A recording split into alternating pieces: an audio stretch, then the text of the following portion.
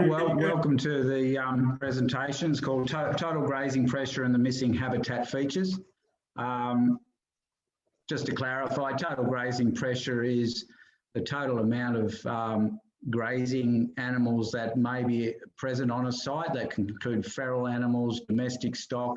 In the Australian ecosystems, often a lot of insects are a part of the grazing pressure as well. So Australian ecosystems are quite unique in that we have a lot of our wildlife are actually insectivorous and omnivores. So they have insects as part of their diet, and it's one of our unique, I guess, features in our on the planet.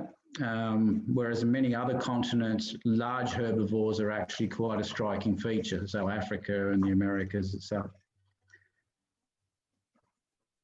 Okay, so today's talk is based on my experience as an owner and manager of conservation properties. Approximately 4,000 acres have been entrusted to our care since we began in 1996. The properties are located across various bioregions of the Central West, from the weathered soils of the Cobar Penny Plain. So I'll just get the pointer up here, laser pointer, and had a property there near Firefield. This is our property here near Narromine. That's on the Macquarie Riverine floodplain. And Model Car, our largest property, is in the southwestern slopes. So Jenny and I are currently custodians of 2,000 acres on these two properties here, that were on Narromine and Dubbo. Despite these properties being located across varied landscapes and climate zones, grazing pressure has been a common management issue. So my talk today focuses on reading landscape impacts and implementing solutions.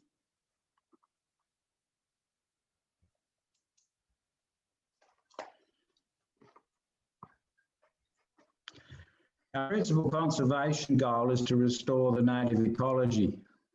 These include boxgum grassy woodlands.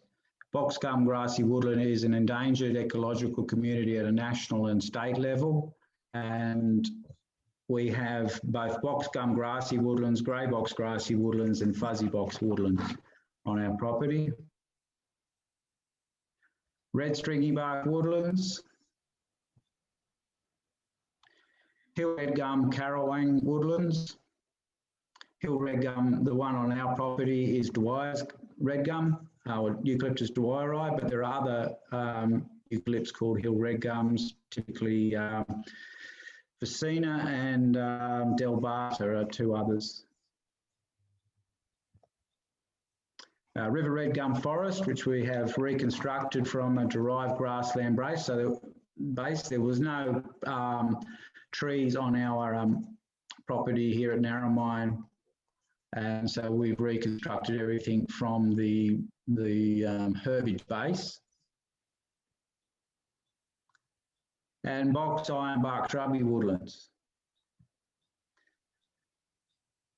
So our goal is to restore Indigenous plant and structural diversity, helping the return of a self-replicating resilient system.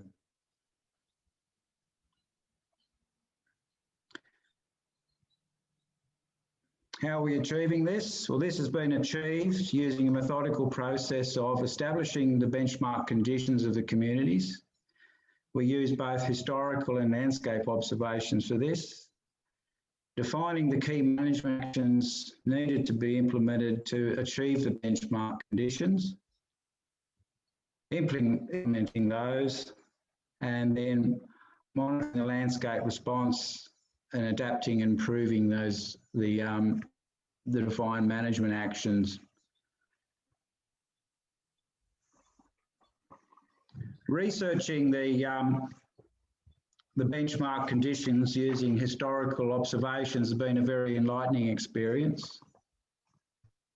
Early explorers journals such as Oxley, Cunningham, Sturt and Mitchell give very useful insights into the Indigenous culture and botanical diversity of our native ecosystems before European impact. So I would ask your indulgence now while I read a few snippets to set the historical scene.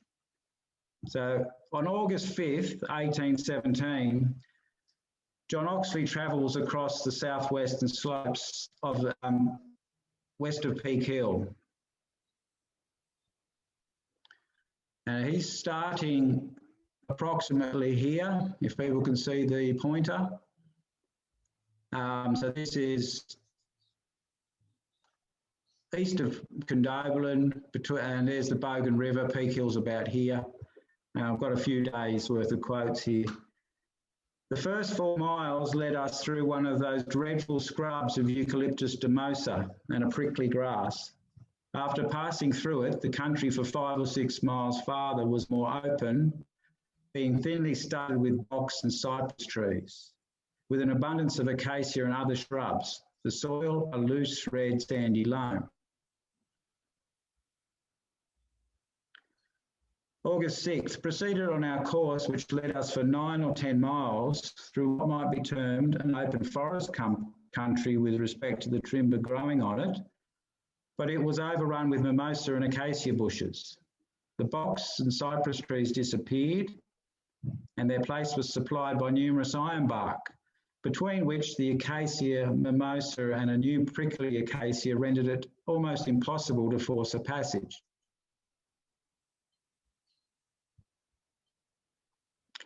The country seemed to improve as we advanced, and at the 9th mile we were gratified by an open prospect to the eastward, which showed low gentle hills and valleys thinly studded with trees. The broom grass, now dead, gave them a white appearance and contrasted with the acacia in full flower, and the dark foliage of the trees gave the whole a most pleasing and varied aspect. King's botanist Alan Cunningham, who accompanied Oxley, wrote of the same day, "At the termination of the scrub, the country changes to a forest grassy land, with a light brush of acacia species allied to Acacia decurrens, among which I observed Pimelia colorans." These observations, combined with reference to landscape position, the climate and soils, paint a very useful picture for the restoration ecologist.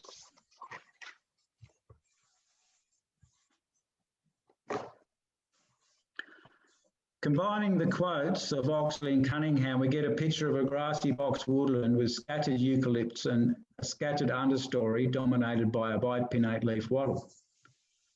Given the landscape position, the eucalypt is likely grey box, Eucalyptus microcarpa, or bimble box, Eucalyptus pulponea, and the wattle, Dean's wattle, Acacia deanii. Another shrub is also noted, Pimelia colorans, now Pimelia stricta, or rice flower. The grass cover, which Oxley calls brome grass, is likely a mosaic of species, perhaps dominated by wallaby and kangaroo grass, both of which superficially resemble broom grasses. There are references to grass cover being waist and sometimes saddle high in the journals. Fast forward to 2020, what does this mean for land managers today? I'm going to show you a few landscapes. The first of these is our modern version of a boxgum grassy woodland. The canopy is largely intact, maybe even thickened relative to historical observations. The ground cover is heavily grazed and a uniform shade of green. The shrub layer is gone. Reading this landscape, the uniform greenness indicates low plant diversity and a dominance of annual species. The bowling green understory provides little in the way of habitat for ground-dwelling fauna. The lack of a shrub layer and ground cover provides perfect conditions for native increaser species such as noisy miners and butcherbirds, which drive out smaller insectivorous birds such as robins and wrens. In this landscape, the ever-present fox and cat are formidable predators. They prey on small mammals, birds, reptiles and insects with ease. This modern landscape is a faint shadow of Oxley's 1817 description. It is a landscape in ecological and economic decline.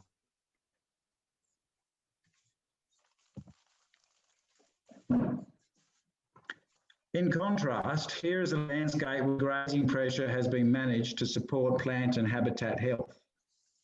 The ground covers and shrubs are tall and mature. The fallen timber, tall ground covers and complex understory provides minor bird-free habitat for robins, wrens, warblers and tree creepers.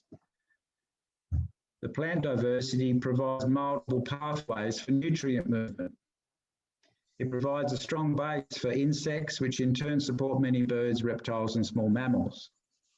The complexity and diversity of the structure also provides cover for these animals to forage and hunt without constant exposure to line-of-sight predators such as cats, kookaburras, ravens and magpies, and provides some respite from foxes.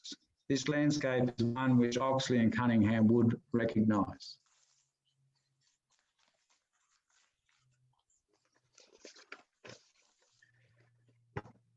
Let's look more closely from the perspective of our wildlife. If in your mind, picture a small goanna hatchling in this landscape. Its first tentative steps are covered by ground cover foliage and plant debris. Insect prey is nearby. It has a chance to forage and hunt, find shelter and perhaps survive. Compare this to our first woodland, where the hatchling would likely meet a quick demise.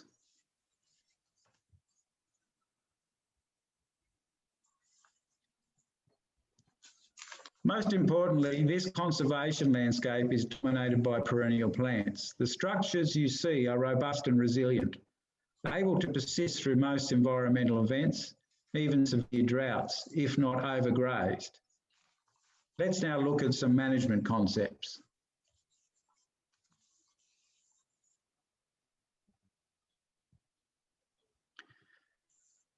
Limiting factors, not exactly a well understood or catchy concept, but very important in ecosystem management. Limiting factors control population numbers, where they're distributed and their behaviour. Water, food availability, climate variables, predators, pathogens and parasites are all common examples. Ecosystems and their biodiversity evolved to cope with natural limiting factors. Many native animals have low water requirements, enabling them to survive in naturally dry landscapes. Many native plants are adapted to tolerate fire and drought and have evolved complex symbiotic relationships with soil organisms to cope with nutrient limitations. Removing limiting factors unbalances ecosystems, often leading to degradation and sometimes ecosystem collapse. Common ways which we have modified the landscape and changed limiting factors include adding artificial water. This water benefits some organisms, domestic stock, feral animals, and water-dependent kangaroos, but unrestricted access to this new water allows plants to be grazed and trampled to unprecedented levels. This impacts ground cover and understory habitat and leaves the landscape susceptible to erosion. Removal of predators, indigenous hunting practice, dingoes, and wedge-tailed eagles. All of these apex predators place physical and behavioural pressures on many animals. Removal of keystone predators has ripple effects through the ecology. And for those who are able to see the screen there, what I felt was very interesting was the way that the Aborigine in the emu picture is stalking the emu mob, and he's carrying his spear in between his toes and mimicking the look of an emu. So very calculating and obviously very important for their own survival. A well-documented example of how removing natural limiting factors can lead to degradation and landscape decline is the relationship between wolves and the ecosystems within Yellowstone National Park.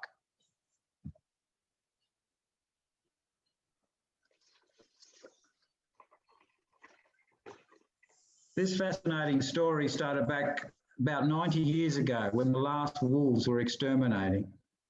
The regional extinction of this predator allowed elk, bison and deer to thrive in this new herbivore's paradise.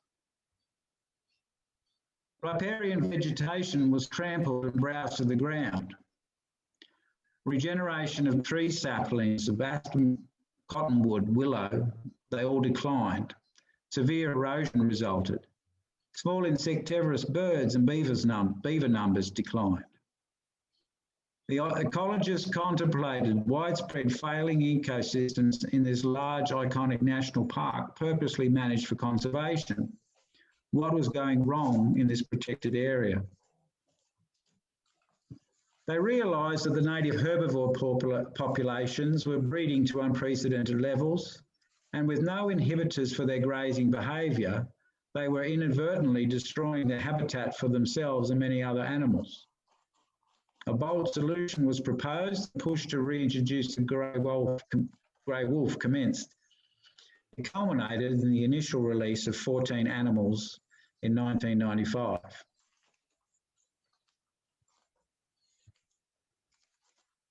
The impact over time has been dramatic.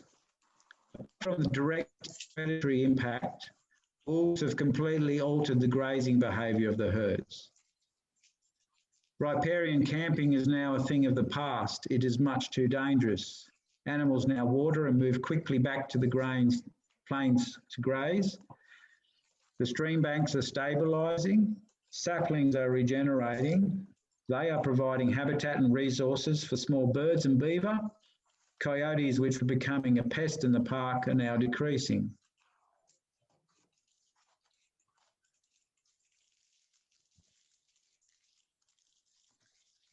One of the interesting things with wolves is their direct predatory impact is not large, but what they do is they actually thin out the weaker animals from the herd, and this has a resilience benefit for those herds.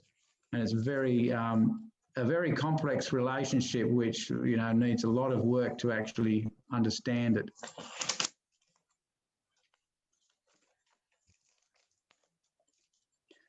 It's now well documented, so there's been over 25 years of work on this. And the lead manager of the Yellowstone project, Doug Smith, he had a nice little quote there, which I took off their website. The presence of wolves triggered an still unfolding cascade effect among animals and plants, one that will take decades of research to understand. And the key there is that even though the wolf is an animal and it's this apex predator, it comes in and it just changes the behaviour of other animals, which from that, plants are able to regenerate and ecosystems change. And that is, I guess, one of the most enlightening aspects of this whole thing, is that a simple thing where animal behaviour is changed, all of a sudden plants are then able to regenerate, and from that other animals then benefit, the small woodland birds and the beaver. So in our own management, we can't bring wolves or dingoes back, but what we try and do is emulate their type of predatory behaviour, which makes the animals, the large herbivores, move on. They don't feel comfortable. They do not camp in areas. They always feel pressure on them, and some of them are culled. And we try and cull the weak ones, the small ones, the young ones, the ones that would normally be taken down by a predator, looking for those weak links in the mob.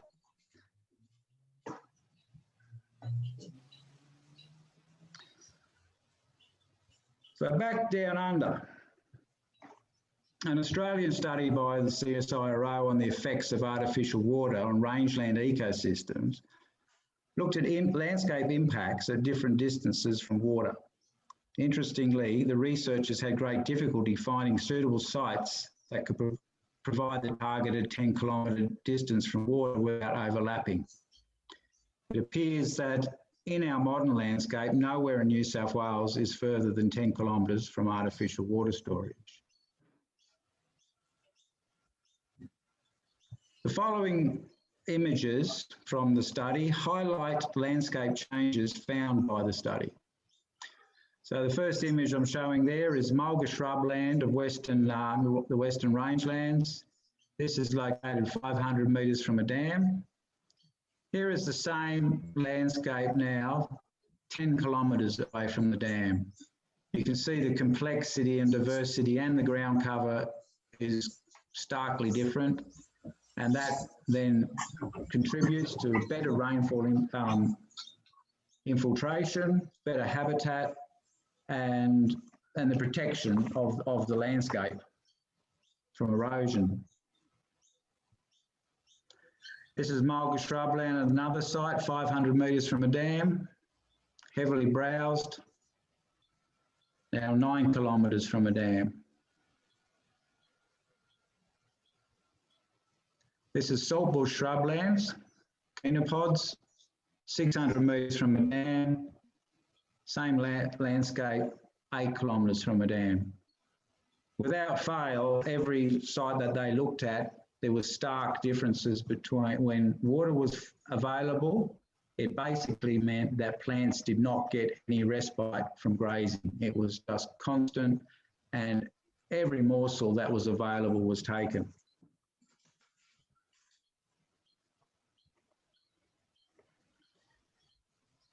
DPI conducted a study into kangaroo management, and they also considered the changes in ecology that the proliferation of water through our rangeland landscapes and what that had induced. The study cited an example of White Cliffs region. So here we have the White Cliffs 1 to 250,000 map sheet. Originally, this map area contained a handful of permanent and semi-permanent natural watering points,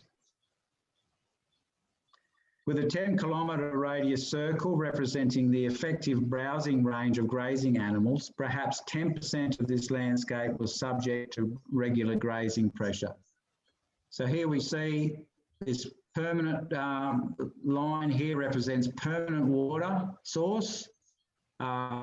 Obviously too close together, they could be springs, and that's the 10-kilometre radius. The dashed lines here are ephemeral watering points, so semi-permanent, and that, yeah, approximately about 10% of that landscape would have had water-dependent herbivore grazing.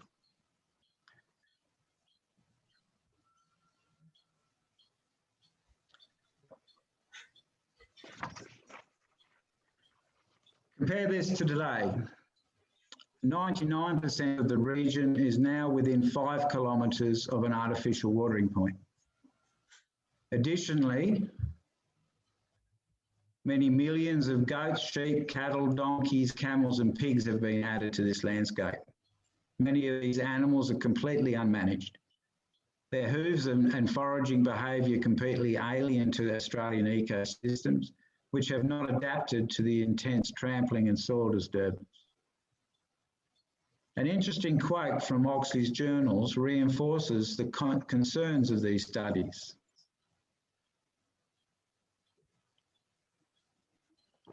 On May 18, 1817, Oxley's expedition changed course away from the flooding Lachlan River, approximately 30 kilometres west of where Forbes is now. So I'll just take you to this point here. Forbes is around here.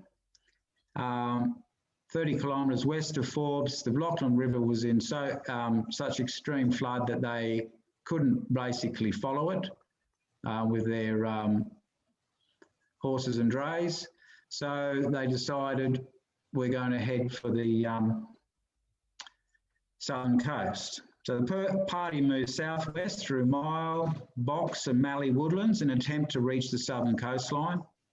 This journey away from the river ended 5 weeks later as the lack of fresh water, fresh game, the dense bushland vegetation took its toll. Changing course, They headed back to the Lachlan River and the security of the regular water supply. On the 5th week, June 23rd, Oxley wrote,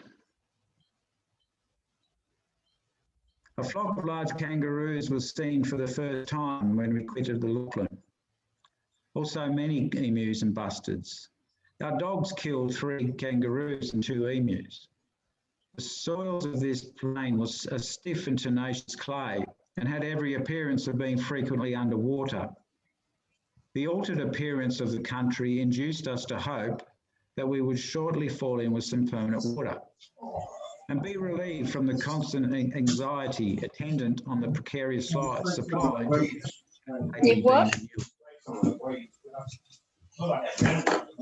I just used an old container that I had somewhere. Oxley's hopes materialised soon as they found the banks of the Lachlan River. Oh, good.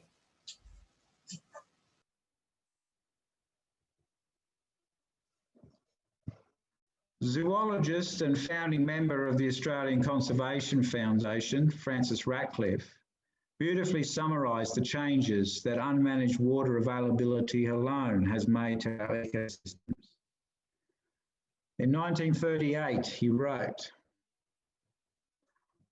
"Once I was shown a little corner a long way from the nearest water, which had managed to survive in something like its virgin state.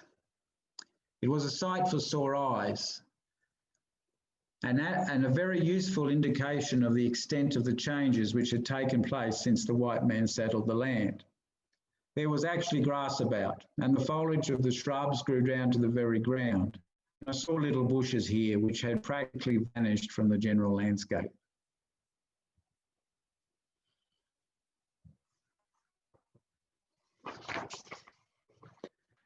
What are the things that a land manager can look for to get feedback on how grazing is being managed on their patch?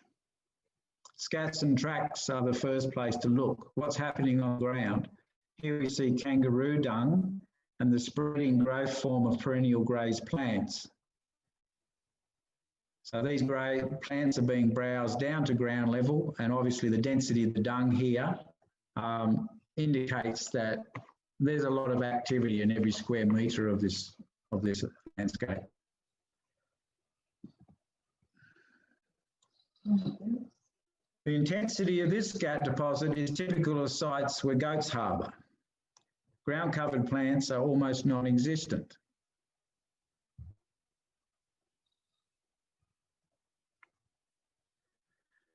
Trees and soil rubs are indications of territorial markings. These are made by pigs, goats and deer. Here, chittle deer have marked their territory in this Bimblebox woodland of the Cobar Penny Plain. So you can see they're rubbing their antlers on the trees, ring barking them to some extent, and on the ground they have these rough areas where they urinate and rub their antlers into the to pretty themselves up for a date.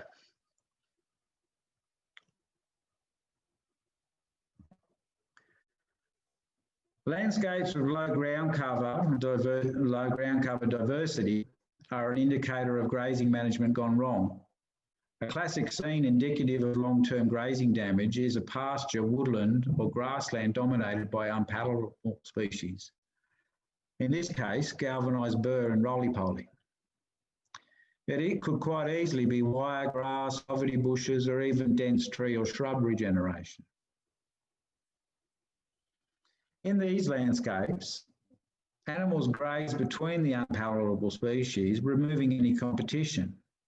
A negative feedback loop is created and a landscape characterised by low diversity, bare soil, erosion, and low ecological and pastoral productivity is created. Now compare this to a healthy woodland cover.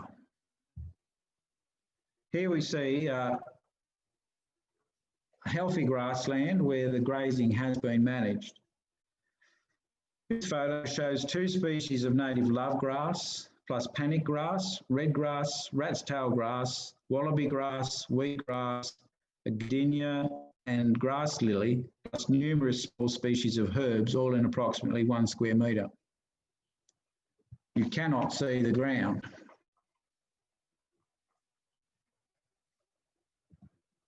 If you want habitat, you have to let the grasses mature. Like trees, they come into their own as they age and senesce. The broad tussocks decay in the centre, and just like a hollowing tree, are used for shelter and nesting material by insects, reptiles and birds. The tall, rank cover provides excellent shelter for small woodland animals to forage for insects without being seen. The debris and decaying plant material is an excellent food source for fungi, ants, termites, cockroaches and beetles, which become food for other wildlife. The cycle of life in action. So here you can see a bog-eye or a shingleback resting under a Cymbopogon refractus grass or native lemongrass or barbed wire grass.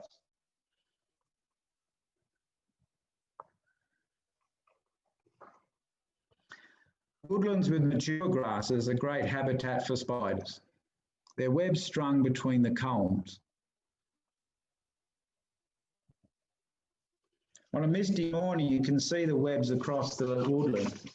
In a healthy woodland, there are hundreds of spiders present in each square metre.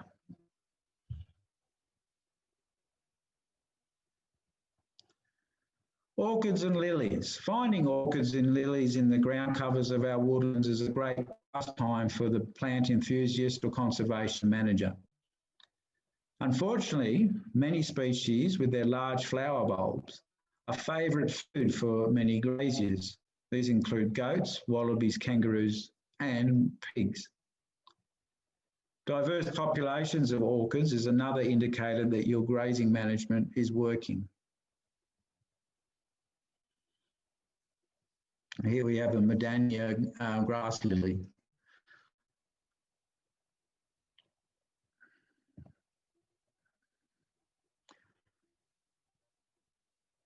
As land managers, we were very lucky to have a widely occurring family of plants which provides dynamic feedback to our management. The pea family includes wattles, bush peas, such as this Pultonea, and climbing plants such as this glycine. These were normally widespread common plants. They put much needed atmospheric nitrogen into the soil with the help of the rhizobium bacteria. Plants such as these are frequently cited in historical observations.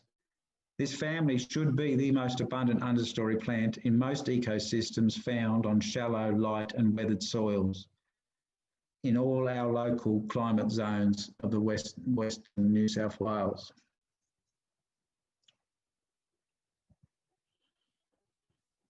When you look at plants in the paddock, look for stem damage on the growth tips. This is evidence of high grazing pressure. Here you can see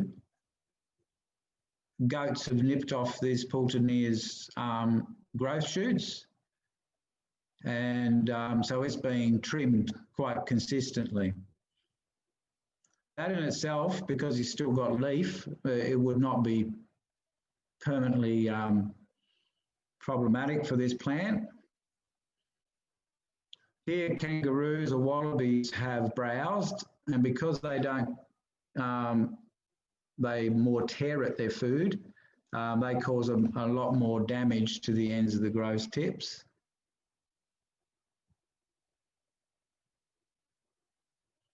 But prolonged grazing pressure will severely limit the plants, their ability to photosynthesize and their ability to produce seed.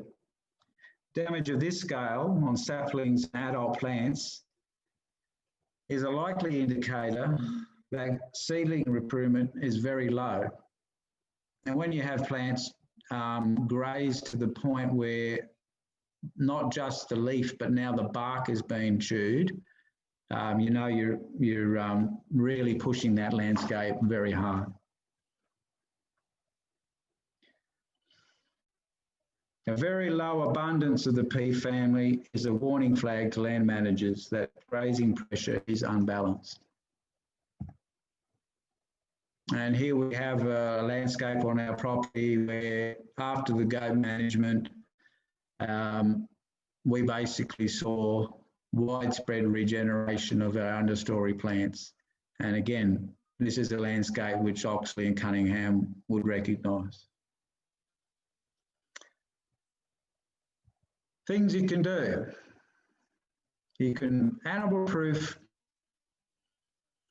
the water storages on your property. By removing water, you reduce the ability for animals to graze on your property and force them to water elsewhere. So you basically can start to change the grazing behaviour and grazing patterns of the animals. If you take out the dams entirely, not only do you remove that watering point from the system, but you also restore the natural hydrological flow.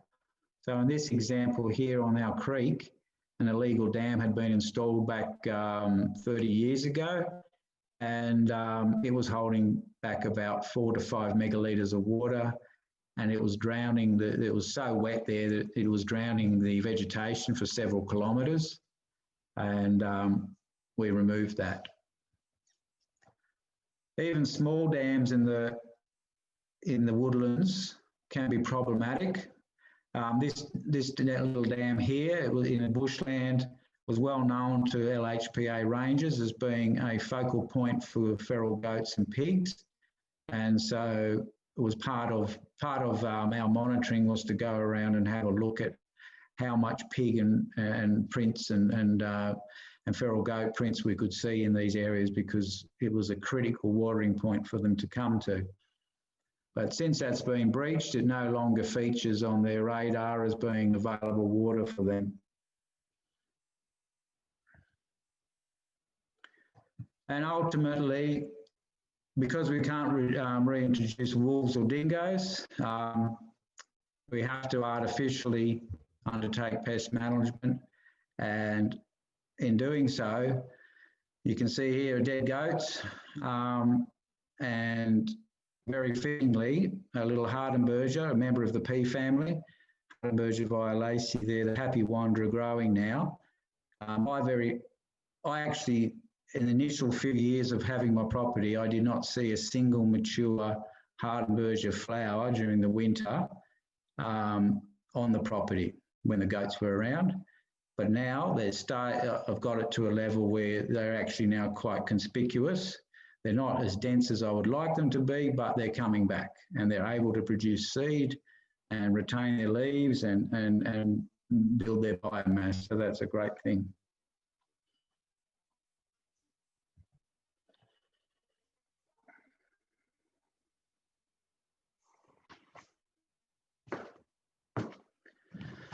So approximately 1,000 dry sheep equivalents in grazing pressure has been removed from our property model car. This has been removed in feral goat and eastern grey kangaroo numbers. We have no domestic stock. Even before the drought broke in 2010, the plant response was beyond all expectations. So these lists are plants that I've observed that have increased in numbers since the goats and kangaroo numbers have been decreased.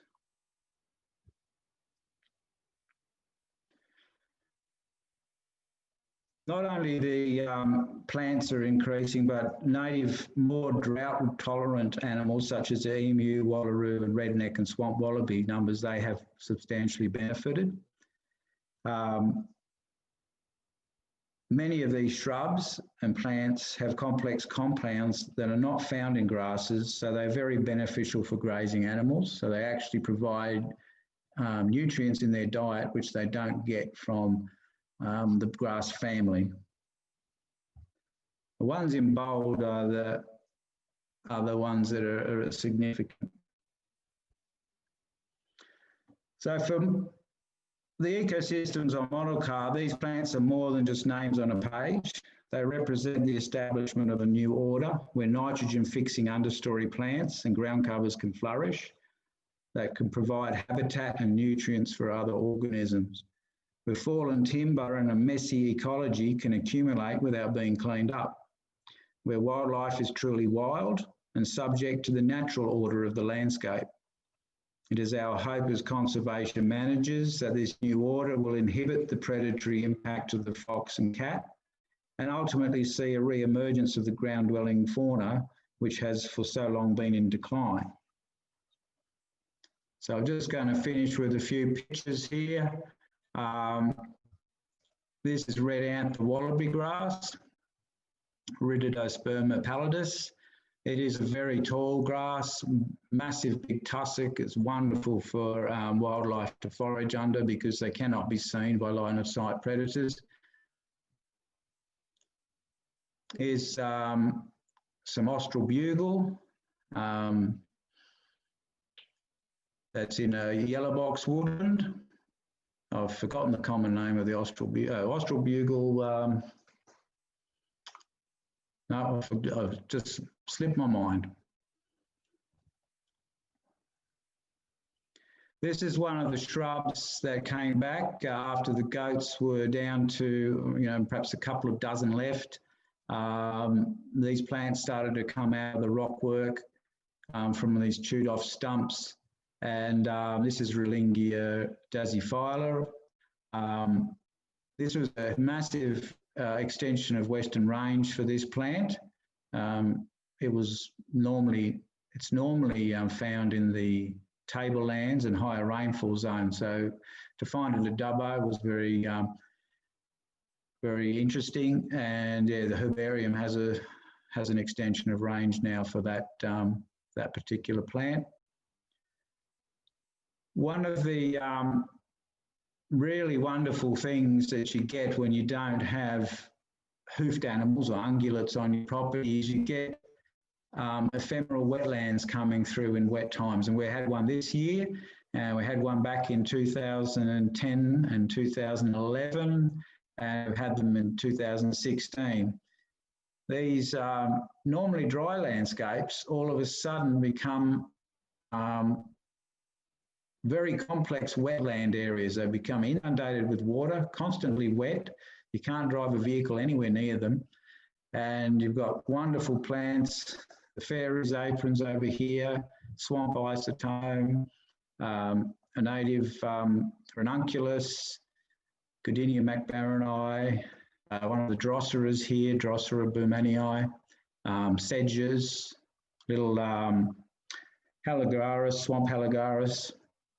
Quite a wonderful little areas. They're not huge in size, but they cover many tens to sometimes 100 square metres. Very susceptible to stock trampling. So if you ever put even a small number of stock into an area that had this, it would be trampled in no time at all. The grasslands themselves, when they talk about grasslands, it's more of a herbland. And here we see a background of Weylenbergia, bluebells. We see our everlastings, sedges here. There's about 5 different species of grasses evident here with Spirobolus, panicums, redgrass, digitarias, and there's some sedge, and this is a Medania grass lily. Again, that's quite a big extension of range for this species. And I've yet to send a sample into the herbarium, but I'll be collecting one this year to send in, so they have that on record as occurring out to Dubbo, which currently they don't have.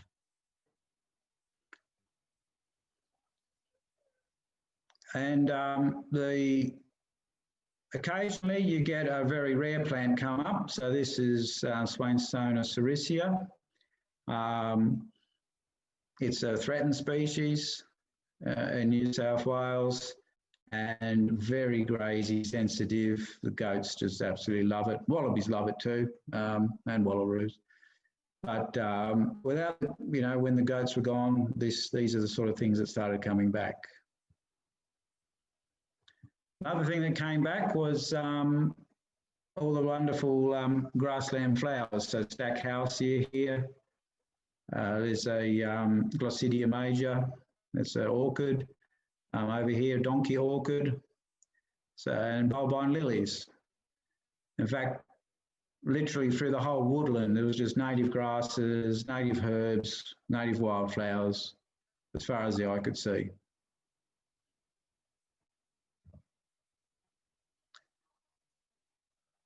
Up on the rocky country, you get plants like the Dampiera lanceolata here, and small violet, Hibanthrus mollipetalus, slender violet. That's a wonderful little grassland herb, and that's quite extensive now through all the rocky, sandy, shallow soils.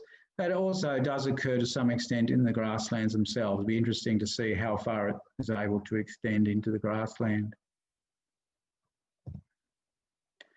There's the fairy aprons. You can sort of get an idea of the extent of these wetland areas and how, well, what a splash of colour they add to the landscape when they are active. And this colour lasts for many, many weeks.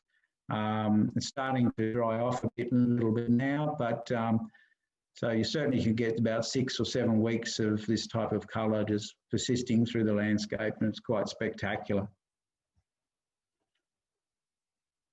And again, here is a bit of diversity in the grassland. The Weylenbergia bluebells, the everlasting, sticky everlasting, and all the different grasses. And you can see how tall that is. So for a small animal, this is literally like a forest. There is just multiple levels. When I look at my landscape, I do not really get too worried about seeing much bare soil. When I look through a grassland now, I basically see multiple levels. You've got levels right at the ground level. You've got almost like a shrub layer within a grassland.